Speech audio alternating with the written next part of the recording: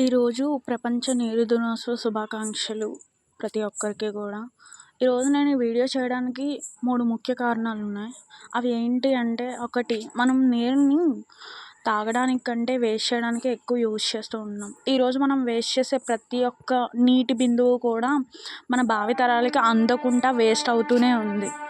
2, వచ్చేది ఎండాకాలం అయినా కూడా మేడల పైన లేదా బయట పరిసర ప్రాంతాల్లో కూడా నీరు పెట్టకుండా ఉంటున్నాం.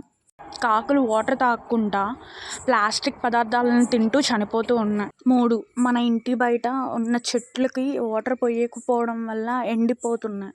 దాని వలన కూడా మనకి చాలా వరకు నష్టం అనేది ఉంది. ఆక్సిజన్ అందకుండా కూడా చనిపోతూ ఉంటున్నారు చాలామంది.